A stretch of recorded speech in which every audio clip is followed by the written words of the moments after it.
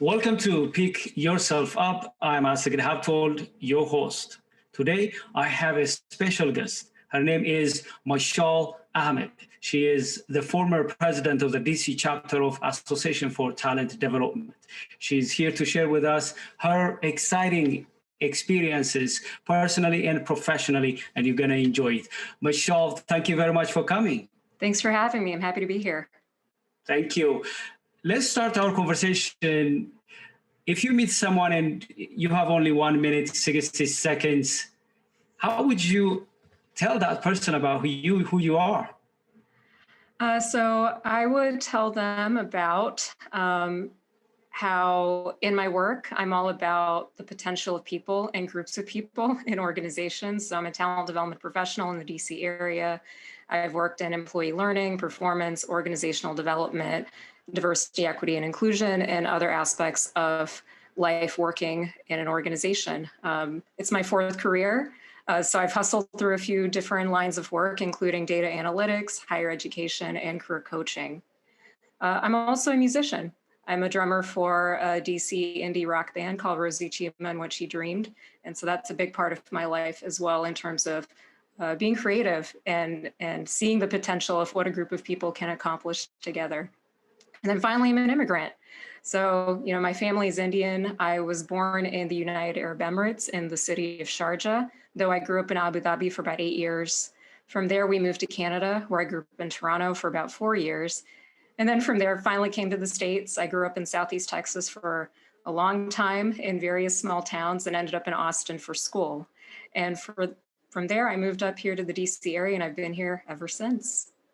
Yeah, your background is very interesting. You traveled around the country, you have exposure to a lot of cultures. And I want to ask you some questions to dive into, learn more about your experience in crossing cultures. But first, if you have to choose one word that describes you the best, what that word will be and why? I'm going to cheat a little and make it one phrase, make it work. Make it work. That's the phrase that I would most associate in terms of describing who I am. For folks watching this who are immigrants or have been in a position where, they're in an out group, joining an in group, or coming to exist with an in group, you have to learn how to make it work, and you are forced to be uncomfortable and realize that you don't know everything, and other folks are going to know you don't know. And so just in thinking about how I've had to navigate, different cultures or even different careers, because we know cultures aren't just at a country level, they're community-based, they're organization-based, they're profession-based. And so I would say make it work has been a big part of who I am and how I have gotten to where I am today. I like it. Actually, many of us are going to share your value, make it work. Absolutely. Let's talk about your exposure to diverse cultures. I'm an immigrant. I've had some exposures to different cultures in Africa. But outside of Africa, yeah. I just know the United States. But you crossed continents. So tell us a little bit about your experience in terms of crossing cultures. Most importantly, what did it teach you? And what could we learn from your exposure to different cultures? Yeah, I appreciate that question. I find that as I have shifted from one culture to the next, one country to the next, I find in general, people are the same everywhere you go, but it's really the details that tend to be different. So to share a story, when I moved from the UAE to Toronto, after getting past that phase where folks were surprised I could speak English, English is my first language. That was my schooling in the Middle East.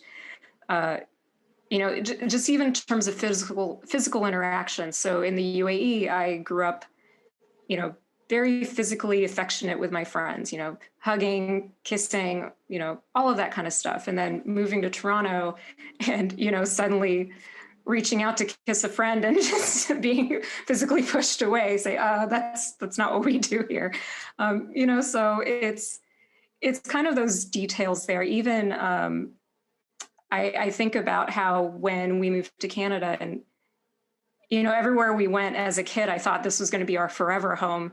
So we got to Canada, and I learned about Celsius. I learned about what terms people use for shopping carts and elevators and, and all that kind of stuff. And then shortly having to move to the States and kind of relearn language all over again.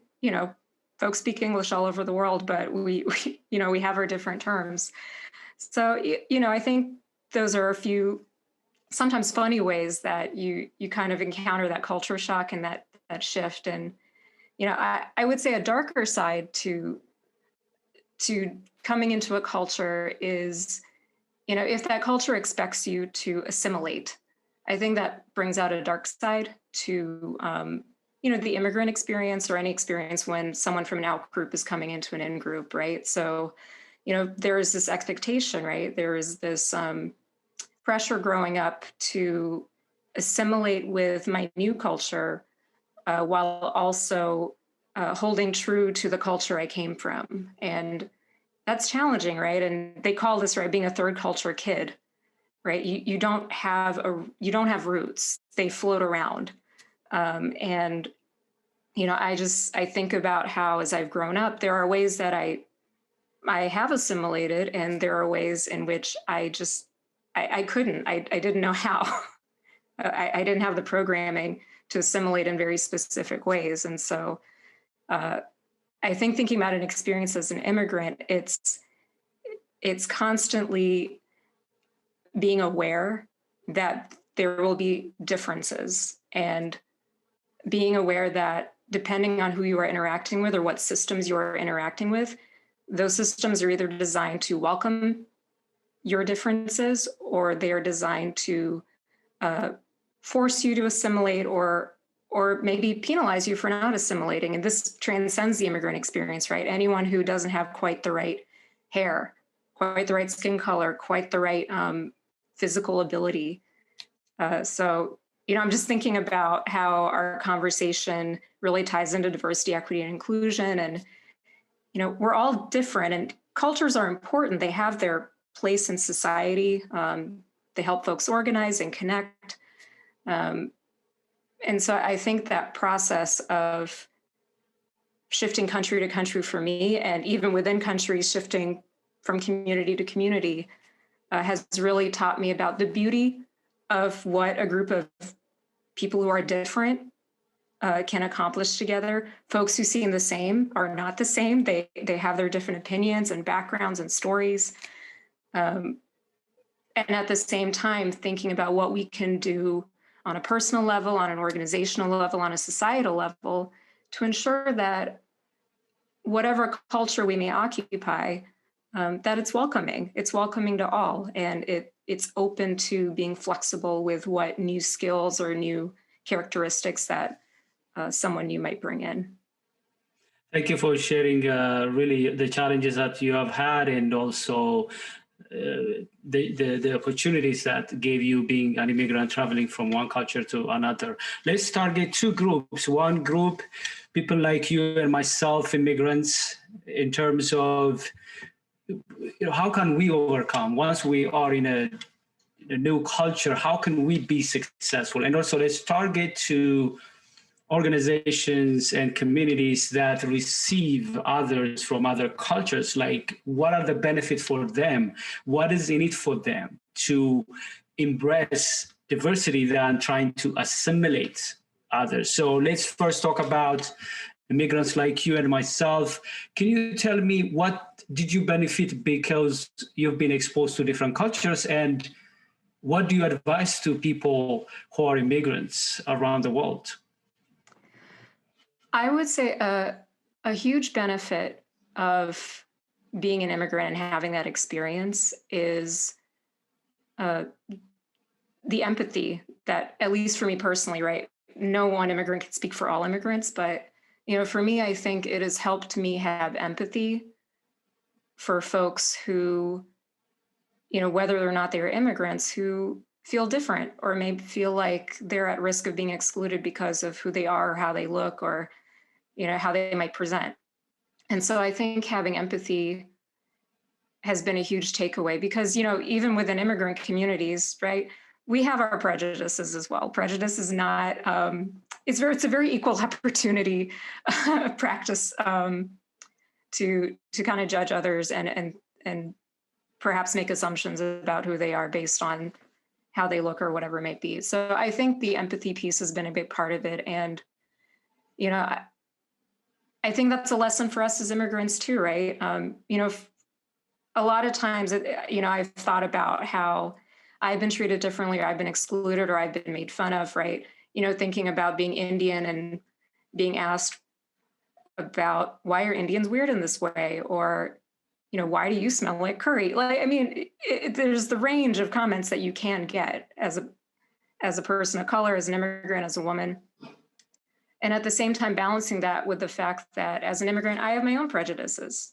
And being on the receiving end of that prejudice helps me appreciate and understand and recognize that, I may have made others feel this way, whether or not I intended to. And I need to think about that. What does belonging look like? How can I create that space so that anyone around me, anyone I interact with, feels welcomed and included in the community that we're supposed to build together? I resonate with you as an immigrant. I agree with you. Being an immigrant really teaches you empathy because the struggle you pass through, you quickly understand the struggles of others. And I agree with you that as immigrants, we need to really go to the extra mile, trying to also understand our own biases because we live into a new culture. We may have some biases. One follow-up question while we're here, what should immigrants do? I always believe personally, if people accept you, embrace you, would have been great. But if they don't, because I don't have any control for them to accept me, embrace me, appreciate me, respect me. But the only control I have is how I think, how I feel and act as a person. So what do you advise in terms of how can immigrants develop this resilience to be who they are, but at the same time also go the extra mile and do what they could so that they could be able to be successful in the new culture? Yeah, that's such an important question. So a few thoughts I have, right? As someone who has grown up, right, and has encountered being bullied in school, who has encountered, microaggressions in the workplace, within friend groups, I think there are a few steps to think about here.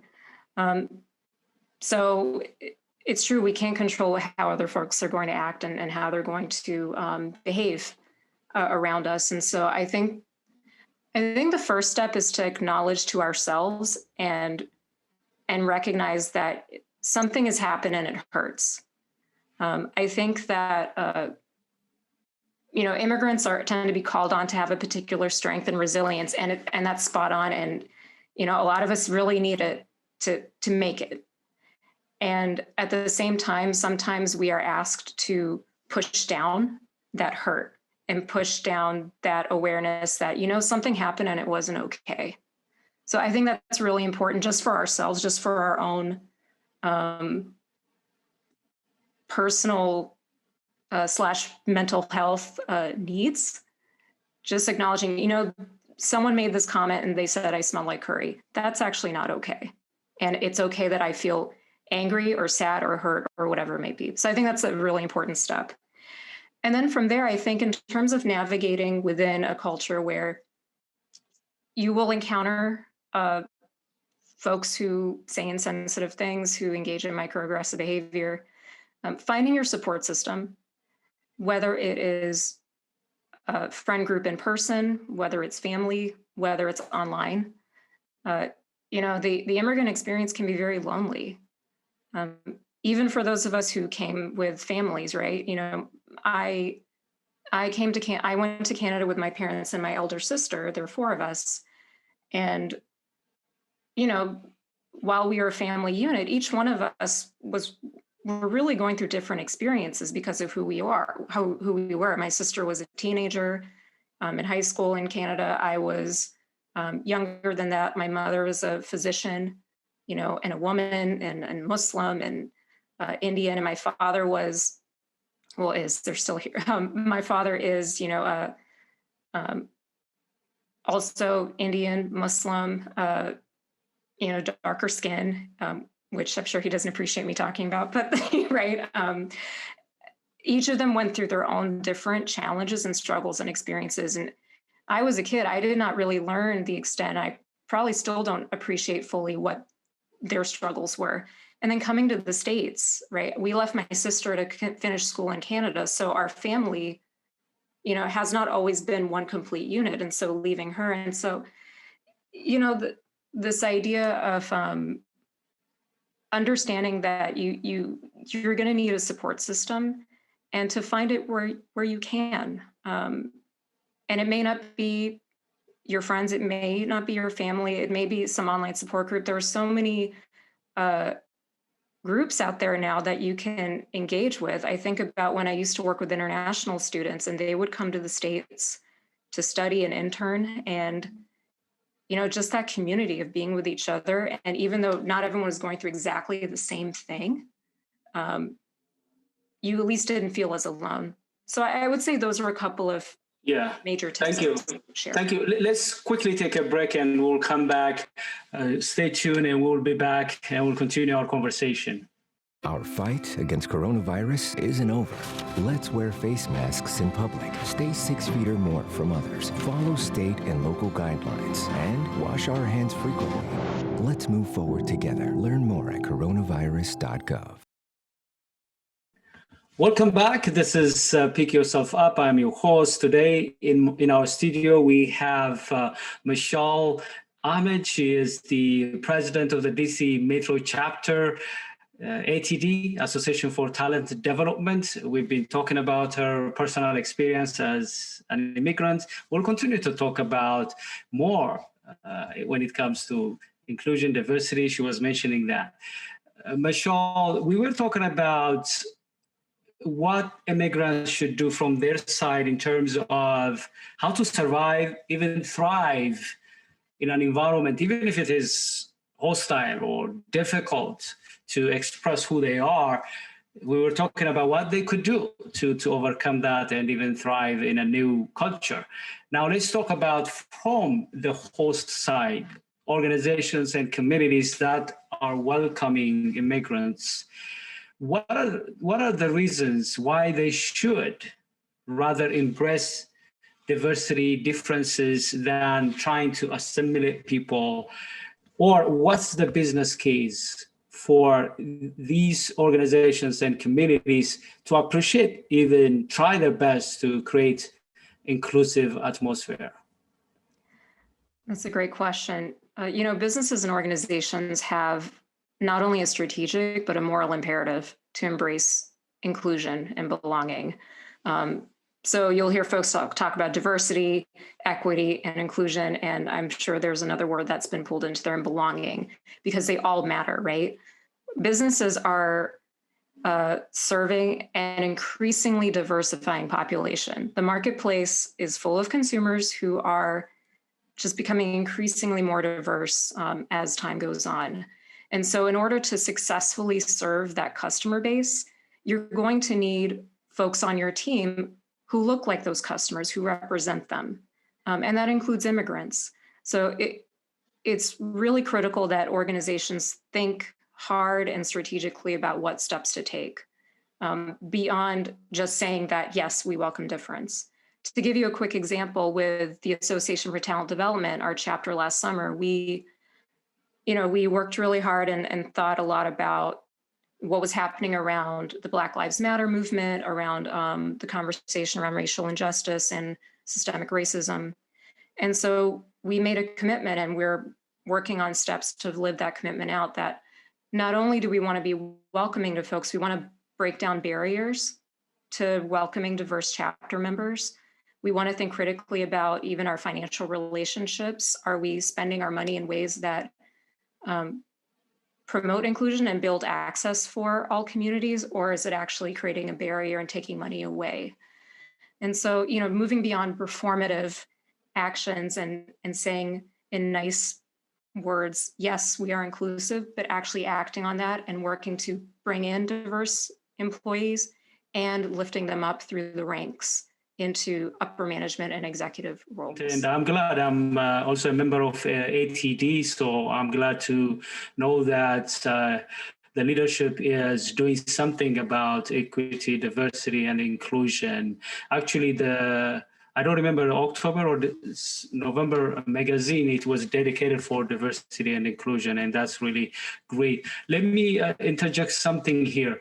On top of having that moral responsibility, are there any business advantage for communities and organizations to embrace inclusion and diversity? Absolutely. Your output as an organization or a business is dependent upon the performance of the folks in your organization and what they're able to come up with, how they're able to collaborate and create and deliver. And for them to be able to do that successfully in a way where they're thriving means looking at them as people and thinking about what it takes to allow for them to be fully themselves at work so they can perform at their peak. And then another business outcome to think about is this results in better results out in the marketplace. You're gonna, see more success with your consumers. You're gonna be able to think more creatively and see gaps that you would have totally missed if you didn't have the cognitive diversity in the room from having different perspectives.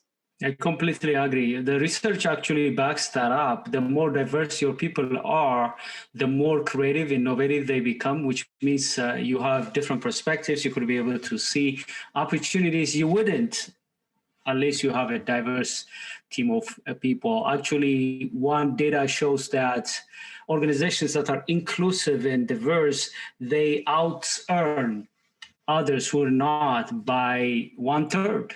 Additionally, they have more revenue than organizations and communities that are not diverse and inclusive. You mentioned about ATD. I want to really know the importance of immigrants, underdogs, minorities benefiting from associations. In one of your comments, you mentioned that immigrants, they should find support system to overcome the stress that comes because you are experiencing culture shock and you're living in a new culture. What are the benefits of people joining their respective associations? I think you nailed it right on the head, right? It's about finding that community. And as someone who has navigated across multiple careers, the one step I took that helped me nail that transition from one career to the next was joining an association, just finding a group of professionals who were in the same boat as I was, who were trying to also break into the field, as well as professionals who were more seasoned, and finding a community that is welcoming. And that was a huge impact of joining the chapter of ATD for me, was finding a community that was not only welcoming, but actively committed to my success and to providing me opportunities to succeed. So it's about finding that community. Yeah, definitely. I resonate, and I want to share my own story. Like on top of ATD, I'm a member of National Speakers Association, Project Management Institute, Toastmasters, and joining these association empowered me a lot. On top of that, knowing latest insights, tools, models, I've had friends because I joined these associations. I've had actually mentors. Therefore, like you said, this is a very important support system, especially for immigrants. So they should find their respective professional association and join to have benefits like getting support, knowing new things, getting mentors, and also mentor others for the thing that you already know. Absolutely. Yes. I would like to interject personal hobbies of yours. You mentioned that you are a musician. It's interesting because you are a learning professional. It's a serious job, but at the same time, also you have this artistic music, which brings fun, joy, happiness. Tell us a little bit more about that. Yeah, so I am the drummer for a DC indie rock band called Rosie Chima and What She Dreamed. We're fronted by a singer-songwriter named Rosie Chima. And we're a four-piece, and yeah, we've been together for a couple of years. We just released our first single a week ago, and we have an album coming out in March. So we're really excited. And, while it's different from my work as a learning professional, it's all organizational development, oddly enough. So it's still, the four of us we're rather different in our own ways. And it's cool how we've been able to take our distinct influences, our distinct musical influences, and mush them together into, work that we're really proud of and that, we hope that folks continue to enjoy. I appreciate you asking about that. Yeah, where can people go to learn more about your band? Do you have a website or a place where they could go and learn more about the band? Yeah, we are on Facebook, Instagram, Spotify, Bandcamp. So it's Rosie Chima and What She Dreamed. And Chima is Cima. So definitely happy to welcome folks so they can learn more and listen to our music. Awesome. Those of you who are interested to check it out. Who knows, you'll get something and even invite other people to check it out. Let me ask this question. I am sure I have been, and I would say everybody has been experiencing setbacks. Have you ever experienced some setbacks? And what lessons have you learned? And what did help you to overcome those setbacks? Yeah, I was thinking about this because I was joking with my partner that I feel like, everyone's life is just kind of a series of setbacks and overcoming setbacks. But a major setback that I would share is, so I have depression, I have anxiety, and the nature of dealing with anxiety and depression is that, some days are harder than others. And what helps is to get the support you need, right? So seeking out a therapist, mental health support, giving myself space, taking a day off because I have the privilege to be able to do that. If it's just kind of a hard day. And so I think that's a setback where, it's real and many folks can relate to that. So it's all about, to make it work, you have to ask for help. So making it work, it's not just about powering through. You have to ask for help and give yourself space and be patient. I completely resonate what you're saying. The issue could be different, but we all face setbacks. And one of the things that always encourages me to pass through setbacks, the belief I have that I can use the setback as a stepping stone. I could use that setback to learn something new or know some of the strength that I have I didn't know I have. At least I passed through that setback. So are there any lessons that this or any other setback is teaching you? I think it goes back to that empathy piece. If you recognize where you struggle or where you have difficulties, I think it can open the door and make it easier to see it in others or to acknowledge that others may have struggles that I can't see or understand. So I think it goes back to the empathy piece, and that feeds right into the belonging and the inclusion conversation that we've been having, just understanding others and they may have different experiences.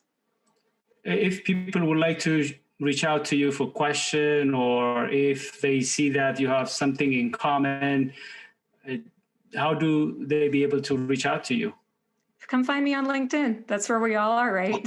Speaking of communities. So send me a message. I'm always happy to chat. All right. Just 1 minute. Do you have any last minute advice, encouragement for immigrants, women leaders, minorities, underdogs? Do you have any advice, any encouragement, any last minute words? Yeah. If you have internalized perfection, if you're making it work for you means making it work perfectly, step back, be patient with yourself. We're all going through a hard time, but it doesn't mean that you have to achieve unrealistic expectations that you or society placed on you. So making it work means making it work for you. Thank you very much, Mashaal. On behalf of our audience, thank you for coming here, sharing your personal and professional insights. I enjoyed it. I'm sure our audience enjoyed it. Dear our audience, please engage with us, share with us what you're thinking. Reach out if you have any suggestions of topics or people that we need to interview, and also join us on social media. And if you have any specific question or suggestion, please use my email and reach out to me, because we would like to serve you. We would like to bring great people like Mashaal so that you could be able to learn from their experience and go to the next level. Thank you very much for watching today, and I look forward to see you again in another interview. Thank you.